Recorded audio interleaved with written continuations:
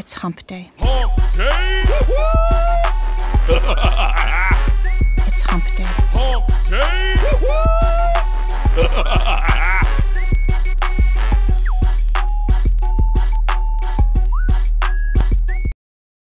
Thanks. All right, hey everybody, how's it going? Welcome to episode 64 of Hump Day Hangouts. Today is the 27th of January, and let's go down the list as usual. Chris, how's it going? Hey Adam, hey guys, how you doing? Good. Hernan's a little noisy today. How's it going? Yeah, sorry guys, I'm abroad, I'm traveling, so anyways, I didn't want to miss. I even got my Semantic Mastery t-shirt over here, so Nice. It's good to be here. Nice, nice. Marco, how's it going, man? Hey everybody, what's up? I finally got good internet, so I'm here. Awesome. You got faster mice. The wheels are spinning faster now, right? Right. And Bradley, last but not least, how's it going? Good, man. Glad to be here. Good deal. Well, I'll just go through the announcements real quick. Today I wanted to let everybody know we announced it a couple of weeks ago and we brought it up, but the price on the Mastermind membership is going up after the Hump Day Hangout today. So you'll have a little bit of time while we configure things, but if you're interested in joining the Mastermind, I highly suggest you do so now. It's going up by $100 here in just a couple hours. So I'm going to pop that link in there. And for announcements, that's all I have today. Does anybody else have anything they wanted to share? No, other than I'm going to be calling kind of like an emergency mastermind session for tomorrow. Tomorrow's not our mastermind webinar, but I'm going to call one anyways at 4 p.m. It'll be short. It's just kind of an announcement, some new project that we're going to be introducing to the mastermind that we're looking for volunteers for help to be part of it, to actually be part of the project. And I think it's going to be really interesting. We're bringing on potentially a partner that's going to help us set up some campaigns and things and we're going to need some volunteers from the mastermind that want to participate. And there are going to be some benefits for participating as well. And so I'm going to be calling that for any mastermind members that happen to be watching Hump Day Hangouts today. That's going to be kind of just an impromptu mastermind setup for tomorrow at 4 p.m. Anybody that can't attend that's in the mastermind, that's okay. The replay will be made available, and we're still going to be taking volunteers afterwards, but we're just going to try to check the excitement level because I'm pretty excited about that. So that was really the only other announcement that I could think of. So we're good? Outstanding. Yeah, let's get to it. All right. We got some questions. Let me grab the screen, and we'll jump right on it. Okay, you guys should be seeing my screen, correct? Let me lock it on there. Yep. All right. Okay, Tim, I suppose it's Tim, says, hey guys, I'm currently still building my IFTTT networks myself. Oh, God bless you, Tim. It says, my VA isn't fully trained yet, and as you know, building a multi-tiered network is very time-consuming. Yes, it is. I was wondering if building 3 additional Tier 2 rings is actually worth the effort or time if you're not planning on powering up those with GSA or FCS. It is, Tim. It's worth the time, especially if it's for YouTube. If you're doing video syndication networks, it's still very valuable. Like, I don't do YouTube syndication networks now unless they're full 2-tier networks. Like, that's just it. If I'm going to add a network to a YouTube channel, it's a full 2-tier network. If it's a money site, a blog for a blog syndication, then no, I wouldn't do it just because I don't typically use tiered networks for blog syndication. I've mentioned that dozens of times, but just because it's too much management, I just do Tier 1 branded network and then power the hell out of that. So it's entirely up. My suggestion is if it's a YouTube network or video syndication network, yes, you should still do the full 2-tier network. But if it's not, if it's just a blog syndication network, then just stick with Tier 1, the branded ring. I'm not doubting that they still have positive effect on your money site, which might have answered my question right there. But I'm just wondering if these 3 additional Tier 2 rings are actually worth my time, or if a properly built Tier 1 network should be enough in my case. And if you think additional tiers are absolutely worth it, even if you're not going to power them up, I'd like to know why that's the case in your opinion. Thanks in advance. Okay, Tim, well, the other part of that then is if indeed it is for blog syndication and you're only doing it for one site, like for example, if you're not an agency or you're not an SEO consultant where you're managing multiple properties, then I would still do it. Because if you've only got one property, like one website that you're trying to rank, it will help as long as you follow the instructions and set up related content triggers for your Tier 2 networks, that kind of thing, because over time those are going to become very powerful. Even if you don't boost them by building additional links to them. In part because those related content triggers are going to be feeding your tier 2 networks with related relevant content, hopefully from authority content sources, or at least content sources that are topically relevant and have some sort of authority and potentially social activity as well. And so that activity on your tier 2 networks alone, the consistency, the repeated activity with topically relevant content is going to make those tier 2 networks more powerful, which will in turn juice up your tier 1 network and eventually your money site. So yeah, I was just going to add that the key word in this whole thing is enough, because we get asked time and again how many rings are enough to rank, and our standard answer is as many as it takes, right? So he needs to try it out and just keep adding rings until he overpowers the competition. Yeah. However, with blogs though, you don't want to. With blog syndication, I wouldn't add any more rings than just tier 2. Like for example, I would have your branded tier 1 network and then your 3 tier 2 rings, and then I would stop at that for blog syndication. For video syndication, you can stack as many networks as you'd like. But yeah, I mean, again, Tim, it totally depends. Like my standard answer for any SEO question is it depends. So it depends on your specific situation. With the limited information I have, it seems like you only got one site. If that's the case, I would go ahead and still build the second tier. But only if you're willing to put in, to set them up properly with related content triggers at tier 2. Because if you're not doing that, you're leaving yourself open with a pretty obvious footprint, and that could cause you damage. Not initially, it wouldn't happen right away, but over time it could. If you continually posted to your full 2-tier network without any additional content triggers on tier 2, it could cause you issues down the road. So that's critical. If you're going to use the full 2-tier networks, you just got to make sure that you, for blog syndication, you just got to make sure that you follow the training for long-term success. So, Jamina, maybe? I'm hoping I'm pronouncing that right. Says, hello guys, when building your networks, do you still use Alternion, Dipity, or any of the live stream platforms? You created accounts with these platforms in the course, but I don't think I've ever heard you speak of them or anyone ask a question about them. I do believe I've heard you say more than once not to use spliced feeds. Am I correct? Okay, for the first question, do we use them? Yes, we still use them. Dipity, though, Alternion is kind of buggy. Well, a lot of those live stream sites are buggy, by the way. We still absolutely use them. Dipity, however, that has changed since the original training, and I could have sworn I put an update video in the update section about it, about how that's optional now. It's up to you whether you want to use it or not, because Dipity has changed to where it will only allow so many posts without having a paid account. Like a free account is limited now. It used to be where it didn't used to be that way. When we created the training, Dipity would allow you to have a free account and you could just continually post to the timeline, they call it. But now it's like it will only allow so many posts and then it just stops working unless you upgrade to a paid account. So my recommendation is either skip it or just know that you're using it as kind of like another hub to just tie all of your accounts together, because the posting is eventually going to stop to it unless you upgrade to a paid account. So it's optional. Alternion is absolutely, we still use it, but again, it's buggy as well. That's one of those sites that it's up and it's down. As far as the other ones, Paper.li is a strange site. It works well. It's a powerful site, but it's a strange site. But Rebel Mouse, hands down, use it. Flavors.me, we use that. So the live stream sites are still valid. We still build them when we build out networks for clients or for customers. Curator is good. It's really good as well. I really like that platform. Yeah. Yep, with a K. Curator with a K. Curator. I do believe I've heard you say more than once not to use splice feeds. Am I correct? Yeah, there's apparently some confusion with that. It seems to be more of a recent confusion than it used to be.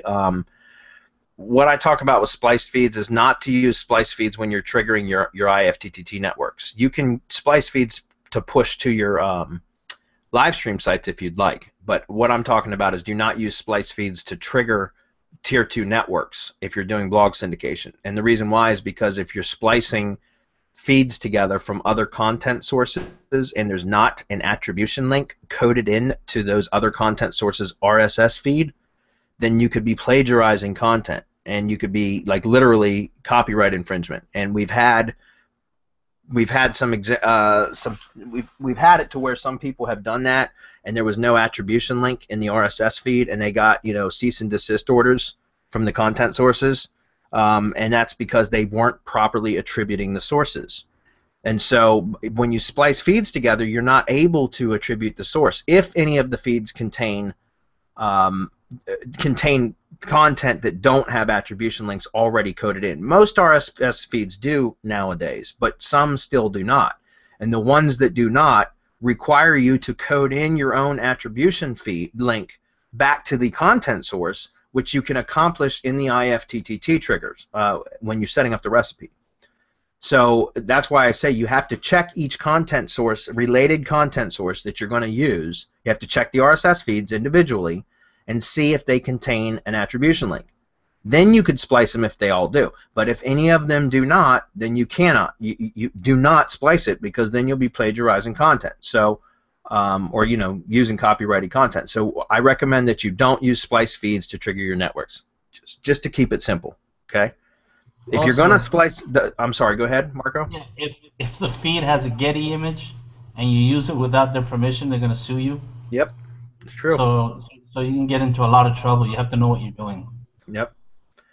So the other part of that is, you know, if where we talk about using splice feeds is in the Advanced RSS Academy, which is kind of like something else that you can do after all your networks have been built that can give you additional you know, build some additional authority, get some additional reach, push a little bit more, you know, build some additional backlinks. And you can splice feeds there. You're free to do that, because then all you're doing is submitting RSS feeds to directories and aggregators, RSS directories and aggregators. So that's fine. So again, the confusion usually comes up where somebody says, where they start to combine the Advanced RSS Academy training with IFTTT SEO Academy, and don't. Keep those separate, because they're two different methods, two different purposes for using feeds.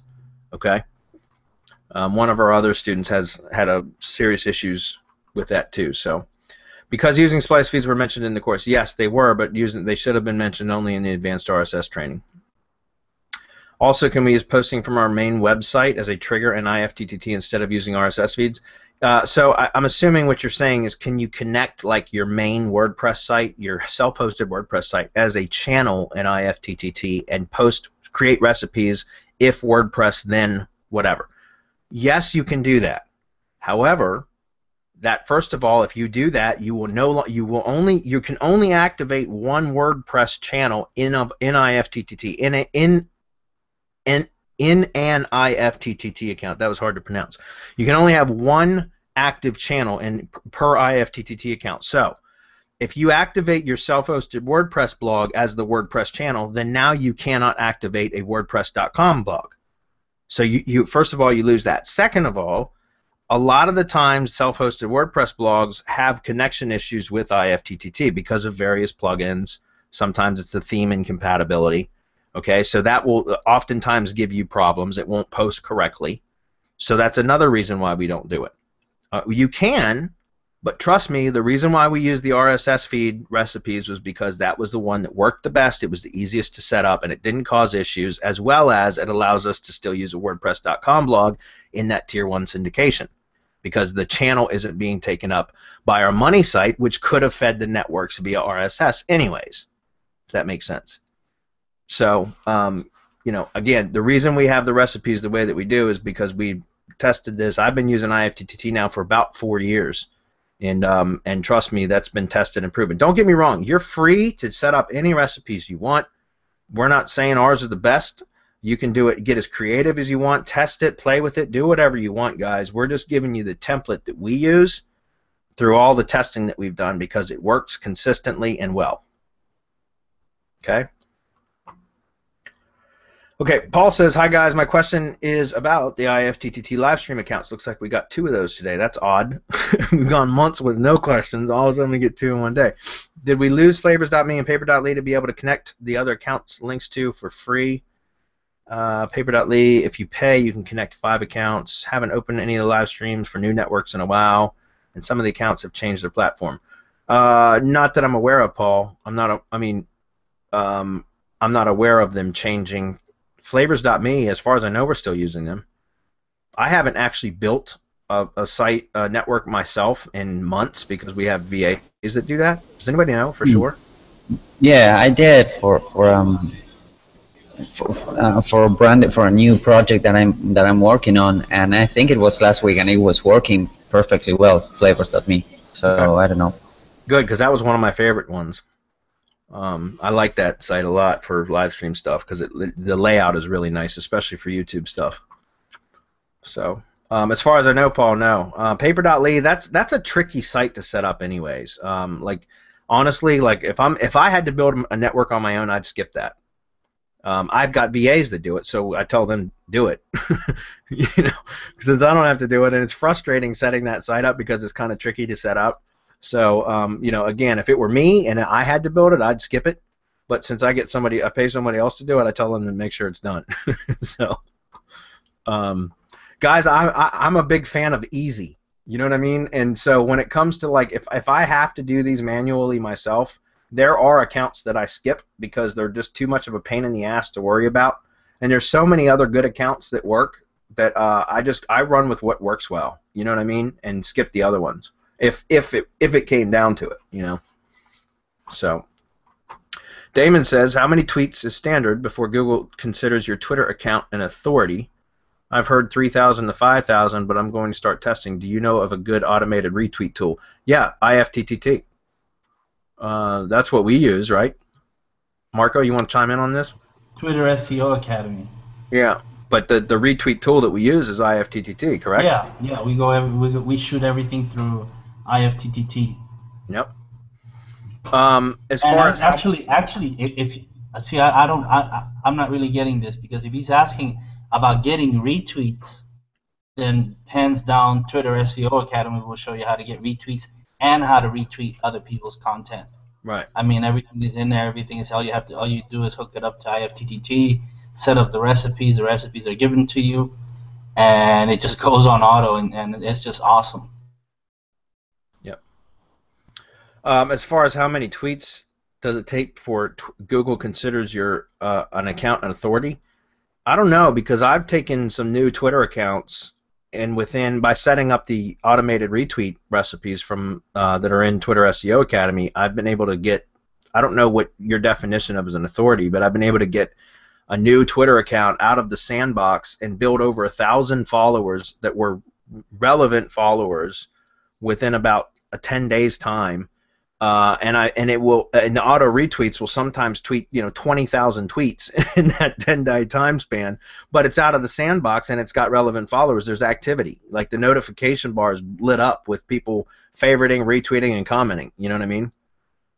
So I'm not sure what the number is exactly, because usually when I do it, I just set them up via the training from Twitter SEO Academy and just let it run on an autopilot, and then it does what I need it to do. So I'm sorry I don't have any more information. If Dr. Gary was on, he'd probably have the exact answer for you, because he's the one he's our Twitter nerd. I also think that the more spam that the niche is, the more difficult it is to get it out of the sandbox and to kind of get authority or get a foothold in that niche. Right. Simply because of the keywords that you're using, it's even harder to get out of the sandbox, man. So some of them are really tough. So on this one again, it's going to depend on the niche probably.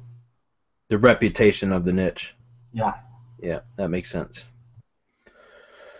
Okay, Dana says, can we use duplicate written content across all of our Web 2s that point to the money sites, or should each Web 2 have some sort of spinning or rewriting involved? No, Dana, not the way that we teach. When you're doing content syndication from your your main money site, you're syndicating the exact copy of the content with an attribution link. You're citing the source, which is that's how you're supposed to do it. Like, for example, if you do a press release, you don't spin the press release before it goes to every media site that picks it up and republishes it, do you? No, there's no spinning, there's no rewriting. It's the same piece of content that gets picked up and distributed to 250 to 400 different media sites with a link back to the original distribution point. And that's proper attribution. That's how you cite the source. And so there's no way for us to, nor would we want to, spin or rewrite, because that's that spammy SEO shit that everybody does and has been doing for years. And what we do is it makes it easy, first of all, but number two, we're just distributing content word for word from our point of origin, ground zero, right, which is our money site or a YouTube channel for that matter. But let's say we're doing blog syndication. We're syndicating the exact blog post across branded properties, so they're extensions of our brand, and they're the exact same content. Nothing's changed, and there's an attribution link saying this post was originally posted on, and it points back to our money site. So we're citing the original source. We don't want to spin it. We don't want to rewrite it. We want it to be the exact, because all we're doing is sharing our own content to our own social properties and Web 2 properties, right? We're saying, hey, this is our content. Yes, it's the same post. By the way, give the credit to this post over here, which links back to our money site, right? Make it easy, and it works really, really well. And that's, we're not trying to hide anything here, guys. We're claiming it. That's why we interlink everything the way we do. We have consistent theming or branding across all of the properties. We link everything together. We link them back to the money site.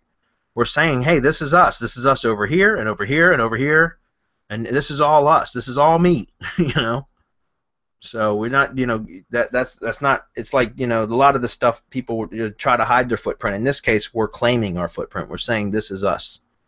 So Ed says, hey guys, Bradley, when you build secondary tier 1 networks around YouTube channels, should we, or is it advisable to build secondary tier 2 networks to support those secondary tier 1s? Or would that be a waste of time since the same network already has 3 primary tier 2 networks in the ring? No, Ed, for video syndication, yeah, you can juice it up. Like what I do is, we've got networks where I've got as many as 8 full 2-tier networks connected to one YouTube channel. I could take it further than that. I just haven't. I think the most I've ever done was 8. And so essentially that's 3 or 8 full 2-tier rings, right? And so let's just say that for a minute. Like that's essentially 4 or 8 tier 1 rings, right? And then there's 3 tier 2 rings per tier 1 ring. So that's 24 tier 2 rings. Now think about that. If you do the math, it's insane.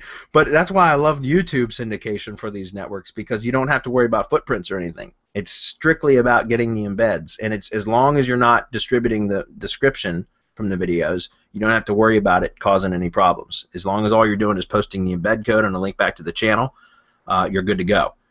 But if you think about that, with like 8 full 2-tier networks, would be 8 tier 1s and 24 tier 2s, which comes out to be 32 rings. Let's just use a conservative number of 20 properties per ring.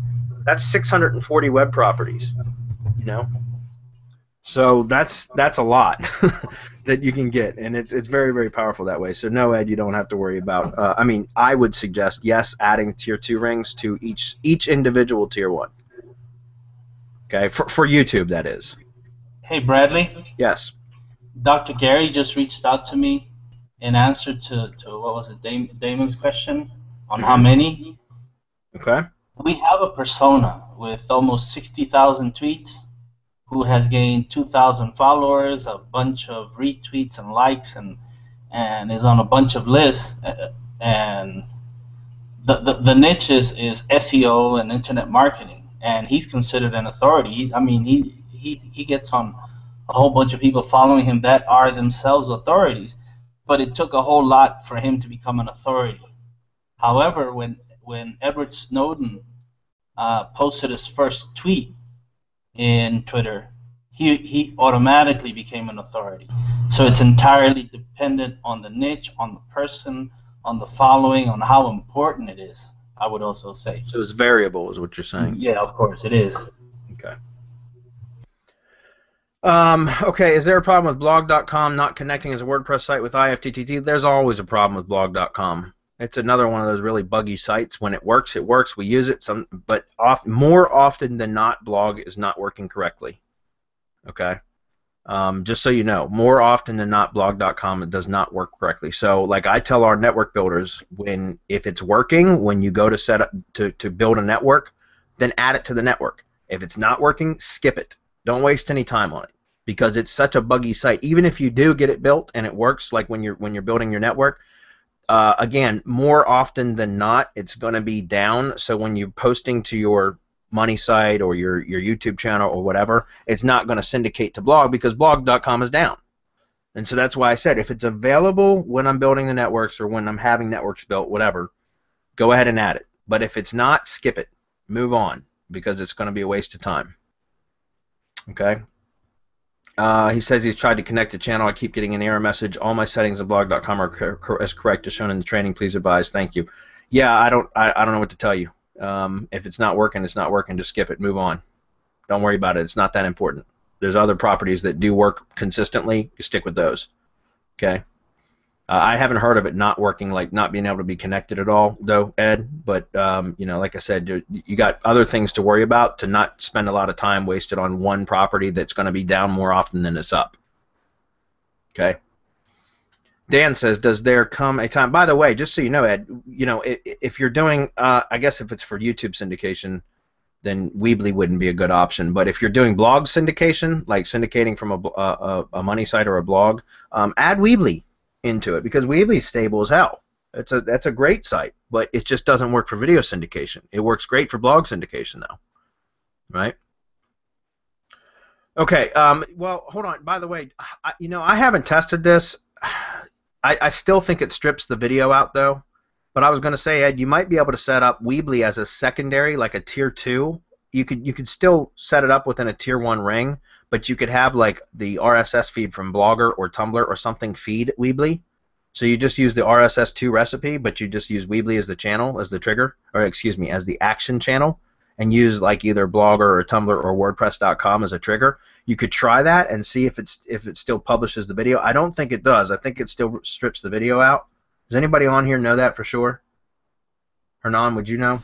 No, I am not entirely sure, Bradley. I think if you use Weebly as a secondary link, it's still, and you use it's fed or triggered by RSS. I think it still strips the video, but you could still get that link built back to that, like, you know, the Blogger, Tumblr, or WordPress.com page where the video sits. I had it running on a custom RSS feed where it replaced manually the code replaced it. The YouTube embed code replaced it just to have the link, and that was syndicated out to Weebly without problem. That's what I thought it did. But you still get the link, so that's, you know, it's still valuable for that. You just don't get the embed. Yeah, but I changed it on the RSS feed level, not on their end. Right. Well, I'm saying, like, but that's because you did something custom, though, right? Yeah. You hacked it. Yeah, pretty much. We gotta keep it simple here, Chris. Come on, buddy. If everybody wants to know how to do it, email Chris at. No, I'm kidding. All right, Dan says, does there come a time where you stop throwing good money after bad at videos that are still ranking on page 2 and 3? I have customers that are paying me $300 per month to rank videos and have done everything from optimizing videos using silos as taught, set up branded tier 1 and 3, tier 2 networks around the channel, tried safe links. With one, actually decreased rankings, purchased multiple contextual link packages pointing at tier 1 branded networks, retweets blogs, okay, the whole kitchen sink, in other words. Between the time and money being spent, I am losing and just want to know if there's a time to throw in the towel or is there still hope. Yeah, go back and look, Dan, like, I know this is probably not what you're going to want to hear, but there are some keywords that you're just not going to be able to rank videos for, period. That happens from time to time, and so that's oftentimes why I don't promise video rankings unless I've tested it. So, like, when I'm speaking to potentially a new client, or one of the video production companies comes to me and says, "Oh, I've got another client here that they want to rank," I ask them, "What keywords would you like to rank for?" Then I do some research, and then I get back to them and say, "Okay, here's the keywords that I can rank you for." I don't say, "Okay, yes, I can rank you for this keyword, that whatever you want." So, Dan, what I'm saying is there are some keywords that you could probably still get them to rank with a lot more effort, but if it's not worth it, then I would go back to the drawing board as far as keywords, try to find some related keywords that would rank better, try some of the adjacent areas like what we've talked about before, instead of going after, like, I don't know specifically what you're trying to rank for, Dan, and I'm not asking you to tell me, but I'm saying if you're going after a particularly tough keyword in, let's say, a major metropolitan area, like, and you're using that city name, that's going to be damn difficult. Doesn't mean you can't do it, but it's going to be difficult. So you could do multiple videos targeting the suburbs or the boroughs or whatever, and use those to generate traffic. It's not the main city keyword, but it could be some ancillary areas, some adjacent areas that could start generating traffic. So like I said, that's what I don't, you know, there's some keywords that you just can't rank for, or you can, but it's the amount of effort required isn't worth it, especially for $300 a month. So I would go back and look at what other options you have to target other keywords that would be easier that still have value, or again target some other areas that are close by, adjacent, that you could use to have cumulative effect would still generate traffic and leads. You know, if I can jump in on this, please. Because I'm reading this, and when he says the rankings actually decreased, my question would be, when the rankings decreased, did he do anything to the videos while they were doing the do? Because if they were dancing and he hit them, then I just posted the link to the Google Dance blog that he should take a really good look at, so that he has an idea of when he should just do the normal thing, when he can hit it more, and when he needs to just leave it alone. Wait. Yeah, and just wait. Yeah.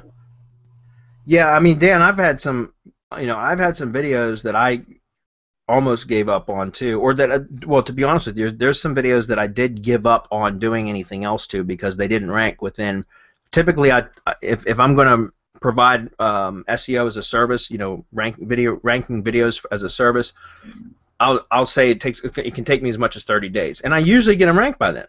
But sometimes I've had some that I had to fight, like what you're talking about here, Dan. And I'd spend 2 months, 10 weeks even, trying to rank the damn things, and they wouldn't rank, and I'd give up on them and move on to something else. And then, 3-4 months later, boom, it's ranked. Like literally, and I just left it alone, and it just took time, and then it ranked. I know that doesn't make your client any happier, especially when they've been paying you for it, but that's why I said I would move on to some other method or some other keywords or even some other areas and do multiple. Like, instead of saying, okay, I'm going to rank you for one video for this one keyword in this one city, say, okay, for the same price, because I was unsuccessful, I'll rank 4 videos for you in these 4 areas, or 4 videos for you in the same area but targeting 4 different keywords. Does that make sense? And I don't mind doing that, guys. Like, if I can get away with charging somebody for just one video and I can get it ranked for them, great. But if I can't, I don't mind going after some of the easier style keywords or areas and doing a couple or 3, even 4 videos for them for the same price to make up for the fact that I couldn't do the original. I don't really care because it's not that much more work. The video is already done. You just got to change the video around a little bit, the file a little bit, or live stream it each time, something like that, which is what I would do anyways. So to me, like, I just want to make sure that the client is ultimately happy. And sometimes if I can't get that main keyword, I'll do that. I'll cut them a deal. Say, hey, look, unfortunately, look, SEO is not an exact science. That's why I don't promise them that. I say I'm going to try my best. If you're not happy, you can cancel payments. I'm not saying I'm giving you a refund, but you can cancel payments. You don't have to continue paying me, or I can target some other keywords in some other areas. And you know what? Instead of just doing 1 video, I'll do 3 for you. How's that sound? So that's what I do. What is POFU? You want to answer that one? Cue the gambler video. Yeah. Do we have the video URL? Yeah, let me grab it real quick. Somebody posted it, oh no, it was the picture, but I'll bring it up. It's the position of FU, Kevin. This is not safe for work, so if you don't want to hear that language, showing his back. Look at that. What's your position? If you guys don't have any, yeah, hold on. Nobody can see that. Do that again, Hernan. Do that again, because okay.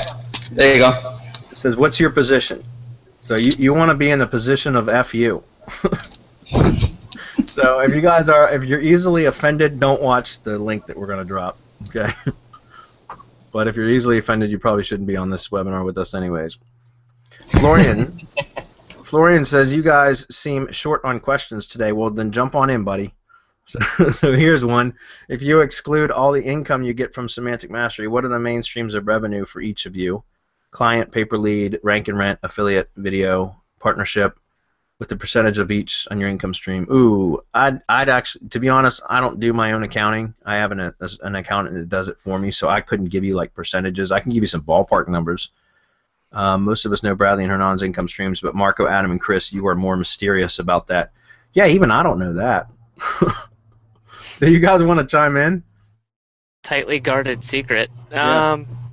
Yeah, go ahead. If anybody else wants to swing first. I can jump in because, again, I'm like Bradley. I don't do my own accounting. I have people that do that. And so, but like Semantic Mastery is more like it's fun. It's not work. It's not my main stream of income. You know, we're starting up, man. We haven't even been on a year, right? Doing just regularly with our mastermind and all that. As far as percentages, my biggest income generator is consultation work. I mean, I get, I don't know how many times what I get from Semantic Mastery through just consultation. I do some partnerships, and I still have some clients that I've had for a long time, and I am not taking on any new clients. So, I mean, that's pretty much where I am right now. I do have other stuff that I do, but that's outside of the internet marketing realm or out of the online world, because I do have some brick and mortar stuff that I do. So those are my income streams. Cool. How about Chris? Chris is in the escort industry. At least he used to be. He's still Not anymore. Not anymore. Well, not from a business angle. Yeah, right. He's still in the escort industry, but that's purely pleasure. Yeah, me, like I do, you know, I still have a bunch of clients. I got rid of a lot of them recently because Semantic Mastery income is about half of my income now, to be honest with you, because I've started streamlining my business, my local client consulting business, because clients are a pain in the ass. I mean, let's just face it. I've got some clients that I've had for several years, you know, many years now that are good clients. Don't get me wrong. I have some good clients that are easy to work with, and so those are the ones that I kept. I got rid of pretty much all of my pain in the ass clients though over the last like 6 months. So I still have a pretty substantial income from client work, and then I have my lead gen business. Pay per lead is only a small portion of that though. A lot of my lead gen business is on a revenue share model, which is where I only get paid for leads that close into actual jobs, because you guys know I do a lot of contractor type stuff, and then I get a percentage of the contract job. It depends on the agreement that I have with each contractor, but sometimes it's a percentage of the overall contract. Sometimes it's a percentage of the profit from the contract. So that's revenue minus expenses and labor, right? And then whatever's left, the net I'd get a percentage of that. So it just depends on the industry, like which contractor it is and which agreement I have. But the majority of my lead gen money is from revenue share, which I think is the best model. But the only problem with that is it's very difficult to generate or to develop that kind of a relationship with contractors especially contractors that are trustworthy, because it takes a long time to like sift through all the shitty ones, which are a lot, to find ones that they're going to be honest about it.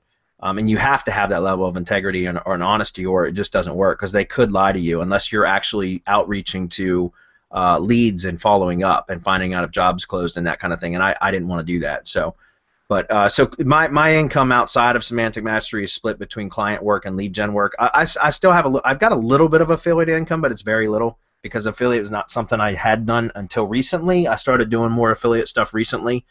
And so I've started generating some affiliate income as well on the side, but I don't have a lot of time for that. If I did, I'd do more of it. So. Yeah, and that's where I will hop in, Florian. I'm not going to dodge this. I was just thinking, it's funny because when we got together and we all met each other, for me, most of mine, I'll just say a bigger part of mine is affiliate, and the meeting Bradley and seeing how he did lead gen and things like that. That's become a growing part of what I do on the side. Yeah. As well as I had done partnership, but it wasn't. It was lead gen, but a lead gen partnership. It was kind of a weird setup, and now I've moved more into trying to get things set up in the long term for lead gen. Yeah. On my own, but then I also kind of have a weird background, so I'm moving out of that. I basically do no client work anymore, but I'm still open for stuff based upon my previous life, where I built lasers and stuff like that. So. Nice. Yeah. Nice. I just fired my last client today. So Did you I'm happy really? about it. Yeah. Well, congratulations, man. Well, I would have had a beer ready if I'd have known that. Yeah, we should have one when we next meet. Yeah, I'm all about affiliate and my own projects right now and Semantic Mastery. So yeah, I'm happy about it. It's great, man. Congratulations. That must be a good feeling when you get to fire your last client. Tell them to go suck an egg, you know. So. If you want to, I mean, there's still a lot of money there. So Yeah, it depends. there is a lot of money in client work. It's just they're a pain in the ass. They can be a pain in the ass, guys. If you find a good client, hold on to them.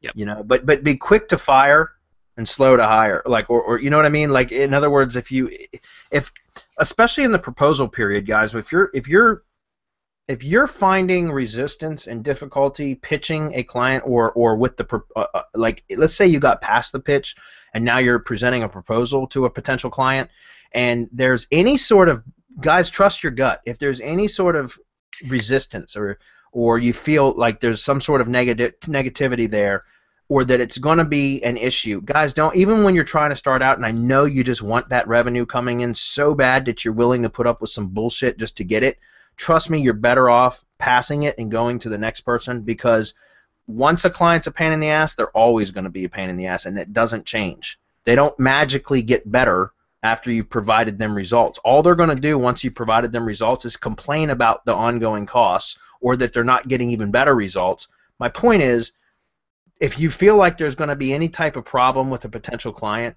skip it, move on, find somebody else to pitch. Because trust me, they never get easier. And once you do find good clients, hold on to them. You know, keep them happy, because they're the ones that will stay with you for years with very little requirement of additional effort. You know, you just got to maintain for them. And I wanted to say one more thing too about this. I can't believe I didn't think about this while I was talking, but this to me, and this is a blatant push for the mastermind, but of how we all came together and some of the stuff we've been able to do is based upon us talking to each other and just having that interaction. So, you know, if it's not literally the Semantic Mastery Mastermind, I highly encourage you to go out and find others you can talk to and learn from, because like I said, you know, doing the lead gen stuff, when Bradley told me about how he's doing some of that, I was like, oh shit, I hadn't even thought about doing it that way. Yeah. And then Daniel also had a question here about verifying leads for revenue sharing. It depends exactly how you're doing it. Bradley's talked about this before, but there's ways you can do it. You know, if you're doing phone calls, you can agree upon using a call tracking system and the length of time on the phone. You know, if you're using clicks, that's obviously easy to track, things like that. That's how you do that. You don't just trust your client to be honest and report numbers back to you. Yeah, well, it depends on the model. Yeah, I mean, like with revenue share, it's a little bit different than you know, like if pay-per-lead is actually fairly easy to track, because you can say, you know, call durations over 90 seconds, for example, you're going to pay for that cost for that lead.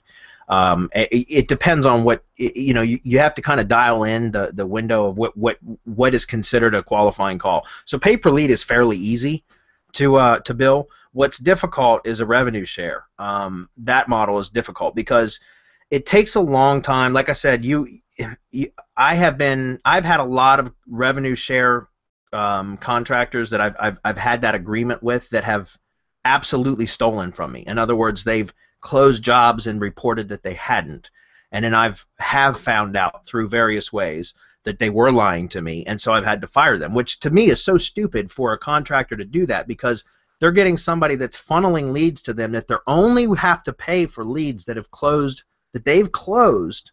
So it's up to them to do the closing, which on my part as the lead provider, I'm losing money, because as long as I'm generating leads, I'm doing my job, right? So and that's why pay per lead is a bit easier, because with pay per lead, as long as you're doing your job, you're getting paid, because you're generating the leads, which was your job. You're getting paid for each of those leads. Whether the client or the contractor closes that job or not, that's up to them. They're still paying for the lead. So with revenue share, I'm putting some risk involved. You know, I'm risking revenue as well, because I'm sending leads to a contractor, and it's up to their capability of closing the sale in order for me to get paid. So if they're shitty at answering the phone, or you know, or they're bad salesmen or whatever, then I don't get paid, right? And so it's a real process to work through, sifting through a bunch of bad contractors to find the ones that are good. But when you do find a good relationship, you know, you have a good service provider to service those leads, and for a revenue share model, then it can be incredibly lucrative. Like my top tree service guy is he's been working with me now for 4 years. He's a Christian man. He's a really, really good dude. I trust him 100%.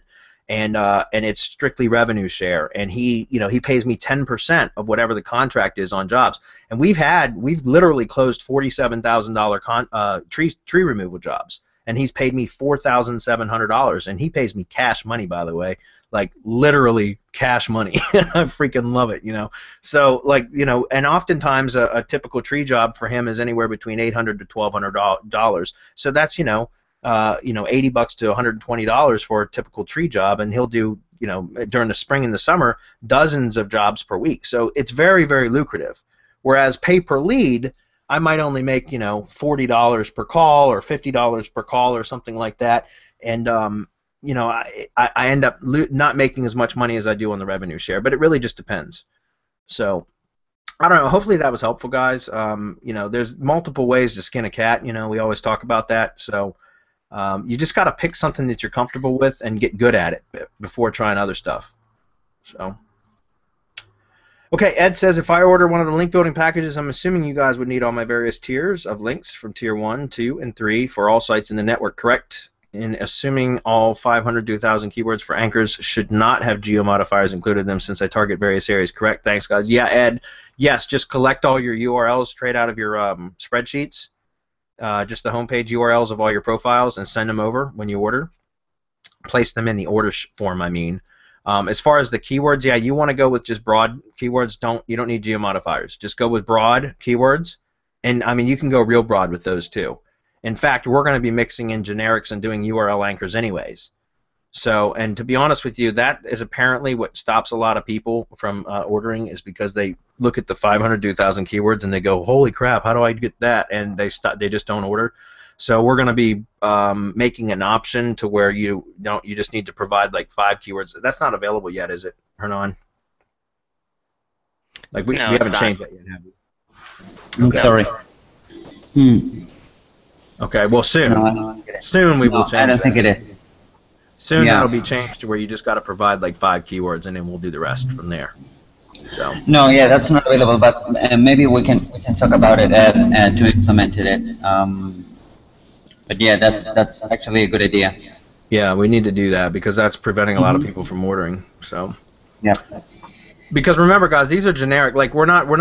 That's in part why we don't build links to money sites for you guys. We just won't do it. Okay, there's too much liability there, and we got to make sure that the keywords that you guys submit would be spot on, and it wouldn't throw off your percentages and everything out. Your anchor text percentages. So that's why we only build to tier 1 rings or beyond because of that reason. And so you want to go with broad keywords. That's all we need. We don't need exact match anything.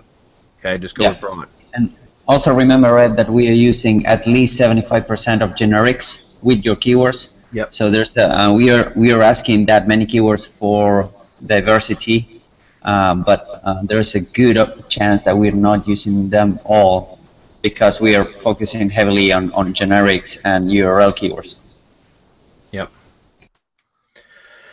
Okay, Kevin says, if I copy and paste half a news article from another site as a blog post for my site, and I remove the original article's outbound links, plus cite the source with a click here for more information or click here for original article, can my site get hit by Google for duplicate content? No, it can't, Kevin. Duplicate content only applies for duplicate content on the same site. It does not apply for republishing content onto other sites. Okay, especially when you have an attribution link, which is what you should have, because you should absolutely cite the source when you're borrowing content from other sites. Guys, it's only ethical to begin with, but plus that's, there's a legal aspect of it too, but ethically you should be citing the source anyways. And no, duplicate content only applies to duplicate content on the same domain. It does not apply to on other sites. Should I just add the canonical tag to the click here for original link to be safe? Well, you could, but then you'd be passing, like, you technically could do that. For example, like if you're using like the Yoast SEO plugin or whatever, you can set a canonical tag in the plugin, the plugin settings for that post or that page, and you could set a canonical tag to point to the original.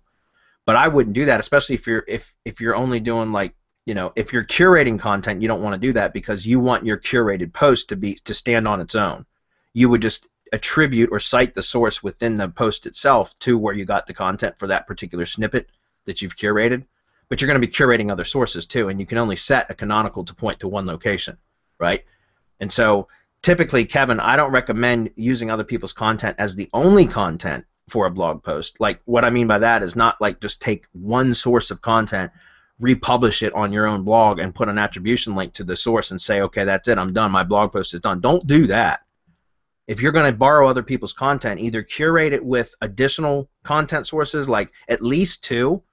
So take a little bit of an article from here, cite the source, then take a little bit of an article or a video that's topically relevant to the same point that you're trying to make within your blog post, and post that. At least 2 content sources. You're better off with 3, but I would say a minimum of 2. Cite the sources and also inject your own opinion into the article so that it does make it unique and original. That's what you really want, because Google loves that kind of content. Google loves curated content if it's done right. And what you just explained is explained in further detail in Curation Mastery. Yeah, exactly. Curation Mastery, Kevin. If you haven't picked that up, get it, or come join the Mastermind and you'll get that for free as part of the Mastermind, because Curation Academy is an entire course specifically about how to curate content properly, the way that Google loves, and how you can actually create a content marketing business out of that, which is an entire another source of revenue. A lot of my money from client work, from the question that Florian asked, comes from content marketing, not necessarily SEO. It comes from content marketing, because the content marketing is part of my SEO strategy. And we do blogging, like I provide blogging services to businesses that syndicate to their syndication networks and update their social media properties. So it's kind of like a content marketing business with some SEO benefits. And that's a really good stream of revenue because it's all outsourced, you know? All right, Ben Willis, we're almost out of time. We got to run through the next few because it looks like we got a bunch of stuff up here still. Ben says, I have 4 unused PBNs and now moving towards topical trust flow. They don't really fit in with the target market I am going after.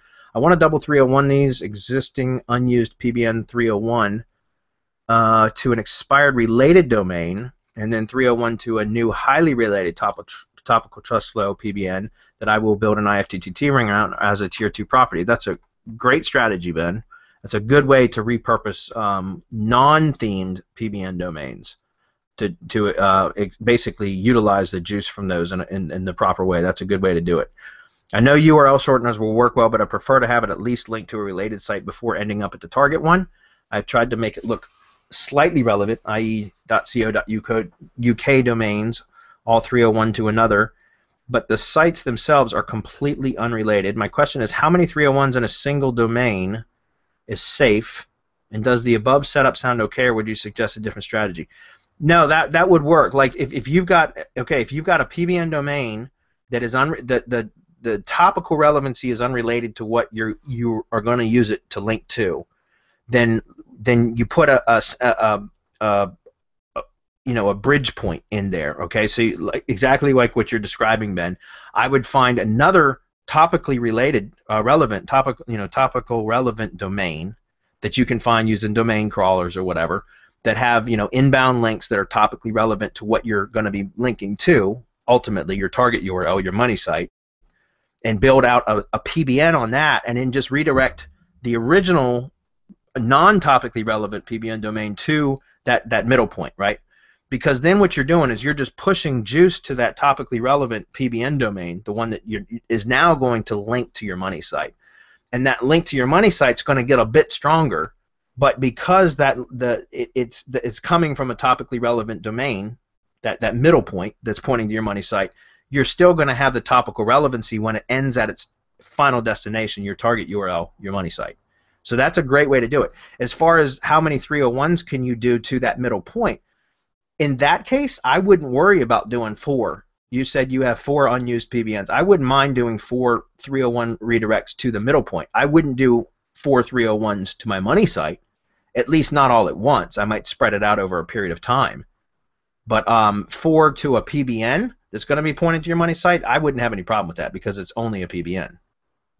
And again, these are things that we get into very much more in depth in our mastermind, how to repurpose topical trust flow. That's right.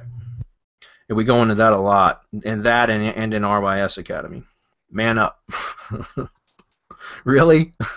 Depends for men? Oh, wow, Clint.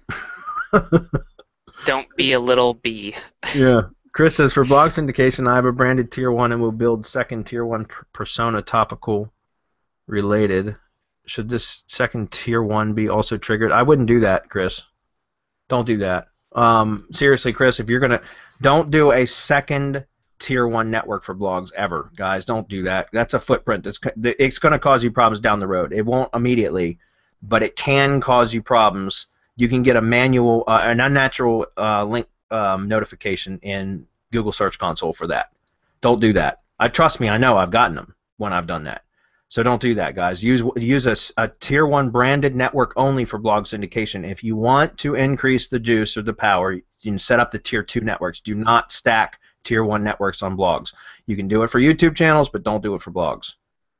Okay? Seriously, don't. Go with tier 2 networks then. Just make sure you're using the related content triggers. Okay? But do not stack tier 1 networks on money sites, guys. It will cause you problems down the road. I promise you that.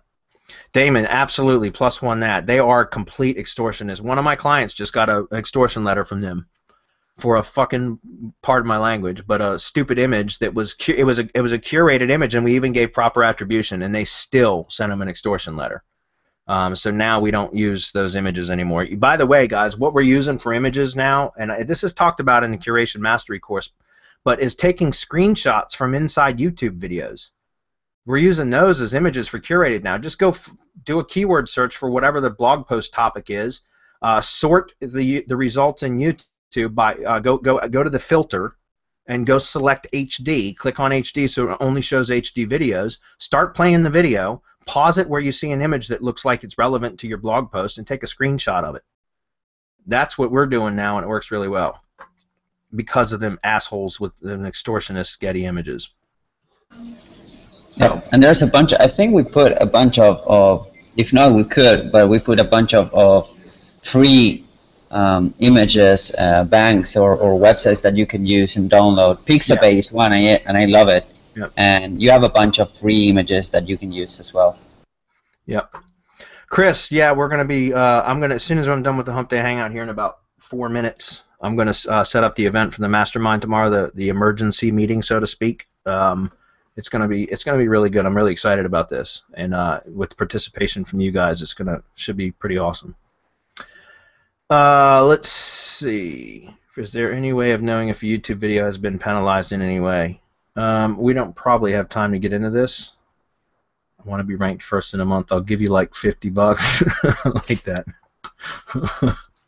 Let's take a look at this. Let's see. Is there any way of knowing if a YouTube video has been penalized anyway? Dustin, I've heard of videos being penalized. The only thing I've ever seen happen personally with my own stuff is that a video will drop significantly in the results. I've never seen a video de-indexed. I've seen channels terminated, but I've never seen a video de-indexed. I've seen it where it doesn't show up in Google like normal search, but it will show up in video search. In other words, like the vertical, it's still in Google search, but it's in the video search only, and it doesn't show up in like the, top 10 or 15 pages. But typically that's something that will come back. It's just a kind of a fluke or an anomaly, as I like to call it. Most of the time, though, if it shows up in video search, it will show up in Google search too. And I've seen it where it's significantly dropped, and usually that was because of over-optimization of anchor text. Like where it used to be, we could just hammer the main keyword with links, with anchor text was the main keyword, but not so much anymore. You still want a little bit of diversity. You can still be pretty egregious with YouTube, but you still want some diversity.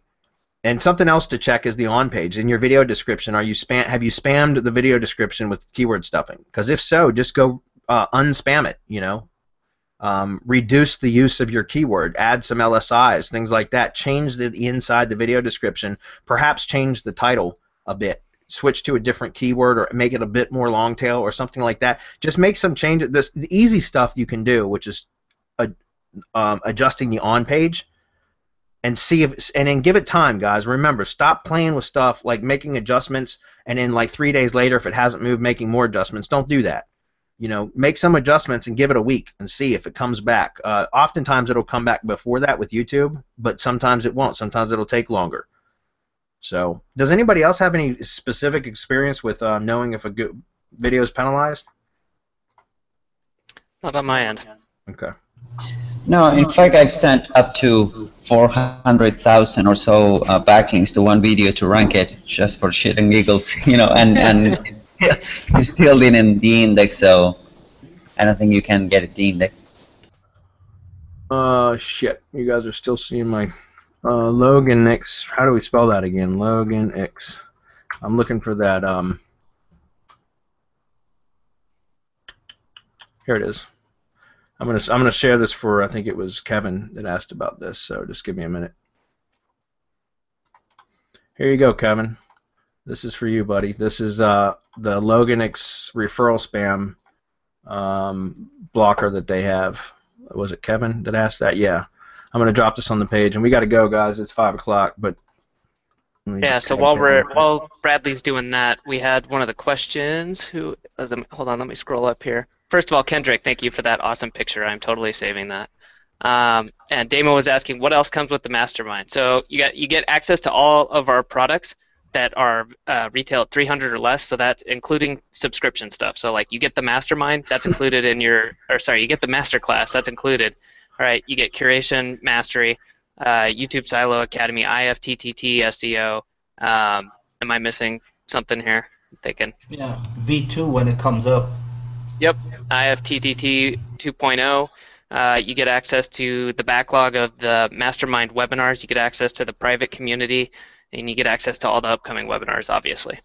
So like I said, all the products are, you know, if you don't have access to them, you get those. And again, that includes the masterclass. There isn't, if you're already in the masterclass, we cancel your masterclass payments and you just stay in it. So yeah. Essentially, you get everything that we put out, past, present, and future. That's under $300. It's absolutely 100% included in your membership. You also get access to us in the discussion forum, which is our community. And you get access to us as well as all the other SEO professionals in there, which we've got about 130 in there now. You know, several dozen of which are actively engaged at all times in the community. So it's with a lot of discussions. It's not just us you'll learn from. It's also from others as well. That's what makes it a true mastermind. It's not just like, hey, come listen to our shit all the time. And in anything over $300, you guys get 30% discount on, and also first crack at all the products and services that we launch. You guys often get beta access first, or at least before we release it to the public, you get first shot at it. So yeah, just clear up one more question here. You get the access. You don't get a discount. Like I said, it depends. If it's over $300, you get a straight up 30% discount. But the rest of the stuff we mentioned, you just get access to. Addition to that, you get lower prices on IFTTT networks, and when we can, we work out special deals for mastermind members that other people just don't hear about for other things. Yeah. And again, you can lock it up at 197 before, what is it, 12 p.m. Eastern or midnight Eastern. Well, we're gonna be working on switching it over this evening, so I'll put it off for a couple hours, but that's it. Yeah, but it is going up $100. I mean, we don't play with that. When we say it goes up, it's going up. Yeah. Yeah. And we inevitably get a couple emails the day after, and it's like, well, sorry. And it's only, guys, it's not the whole, you know, it's the fact that the value keeps increasing, and we've got a lot of stuff coming out this year that we're working on, that's going to be, you know, as the value increases, so should the payments. But it's totally worth it. I highly recommend you jump in. If you're not at a position where you can do it yet, then don't. Just join when you can. And it might be more expensive, but so be it. If you need to wait till you're there, so be it, you know. So yep. Adam's going to go work on his laser. My friggin' laser beams. Yeah, you can join the mastermind and ask me laser questions, and I'll probably delete the post. So. Okay, guys.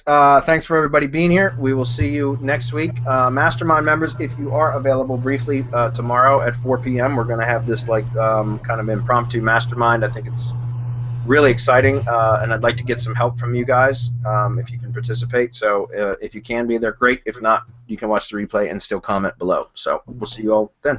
Thanks. Damon's in. Welcome to the mastermind, Damon. Yeah, Damon. About time, buddy. Yeah. Bye, guys. All right, guys. Bye, guys. Have a good one. Bye, everyone.